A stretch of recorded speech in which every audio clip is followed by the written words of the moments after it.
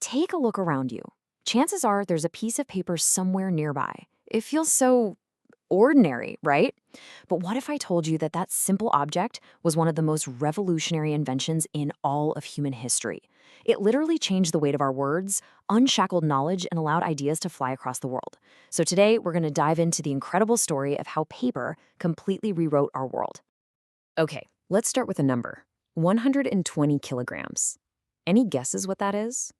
It's not a shipment of goods, not the weight of a person. No, that was the weight of the paperwork a single person had to review in one day. And that person? That was China's first emperor, Qin Shi Huang. That was the literal physical burden of knowledge he had to carry. This ancient Chinese saying, it just nails the impossible dilemma that scholars and emperors were stuck in. For centuries, knowledge was trapped.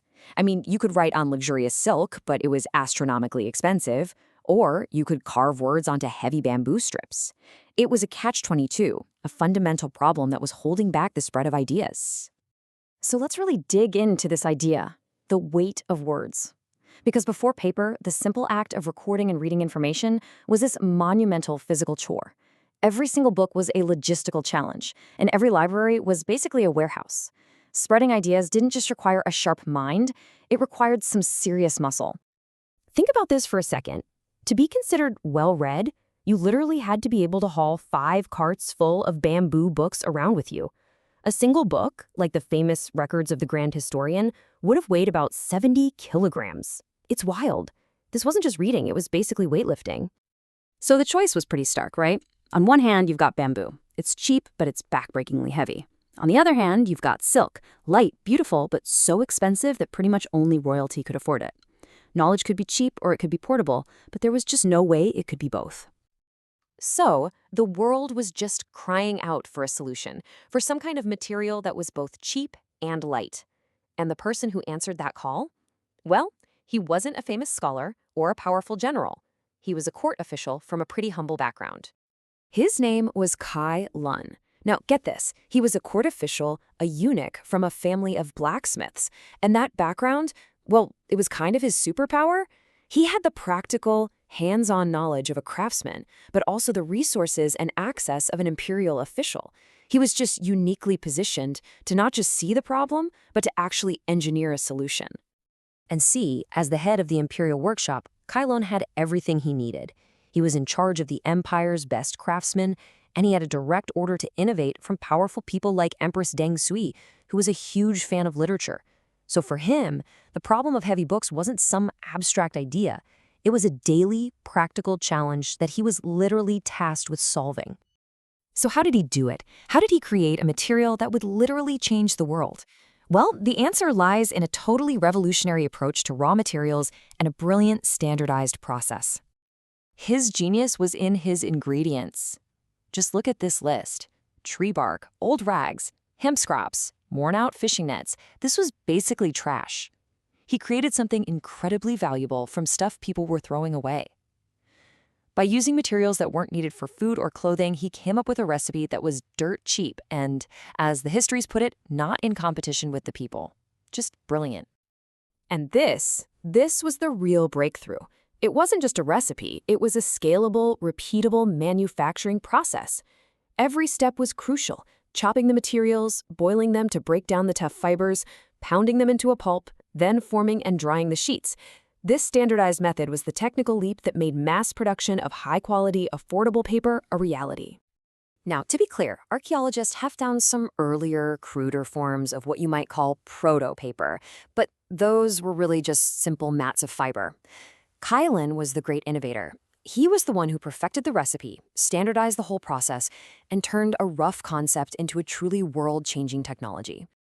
And with this new material, which came to be known as Cai Ho paper, literally Marquis Cai's paper in his honor, the chains on knowledge in China were just shattered. Suddenly, information wasn't heavy or expensive anymore. It was light, cheap, and accessible to so many more people. I mean, this chart really says it all. Paper didn't just offer another option, it completely blew up the old trade-off. Suddenly, you could have both low cost and low weight. This was a total game changer for the ancient world's information economy. And the effects? Oh, they were immediate and they were profound. Book production just exploded. Art forms like calligraphy totally flourished on this new medium. Education started to seep out from the palaces of the elite, and the entire machinery of government started running faster and way more efficiently. It was like China had its own cultural and administrative renaissance. But, of course, the story doesn't stop at China's borders. This incredible invention began a slow but relentless journey westward, and with every step it took, it remade the world in its image. But wow, this journey was not fast. I mean, we're talking about an age with no internet, no instant communication. It took over 1,000 years for papermaking technology to travel from China all the way to the heart of Europe. It moved slowly along the Silk Road, carried by merchants, monks, and soldiers. And then you have this one pivotal moment, a single battle, in the year 751. At the Battle of Talas, the Arab Empire captured some Chinese soldiers, who just so happened to be skilled papermakers. They brought the technology to Samarkand, and from there, it spread like wildfire across the entire Islamic world. In places like Baghdad's legendary House of Wisdom, cheap paper fueled this massive translation movement. Scholars translated and preserved huge volumes of Greek, Indian, and Persian knowledge. And these were works that had been largely lost to medieval Europe, which, you have to remember, was still relying on expensive animal hides for its books. And this right here, this is such a critical connection. When Johannes Gutenberg developed his printing press in the 15th century, paper had finally arrived in Europe. You have to understand, without cheap, mass-produced paper, the printing press would have been just a novelty, a cool toy for printing Bibles on expensive animal hide that almost no one could afford. Paper was the fuel for Gutenberg's fire. And this combination, paper plus the printing press, it literally created mass communication. This new engine of information drove some of the most transformative movements in Western history: the Protestant Reformation, the Renaissance, the Scientific Revolution. Ideas could now spread faster and farther than anyone had ever imagined possible. There's this quote that just perfectly captures the ultimate legacy of paper. It says that culture and knowledge, as if they had grown wings, began to spread widely among the people. It gave ideas wings. Knowledge wasn't chained to heavy bamboo or locked away in expensive silk scrolls anymore. It was democratized, set free to fly. So you see this amazing journey from a physical burden to an intellectual liberation. Cai Lun's innovation didn't just create a new product. It created a whole new possibility for humanity. The possibility that a simple idea, written down, could truly change the world. Which, it kind of brings us to today.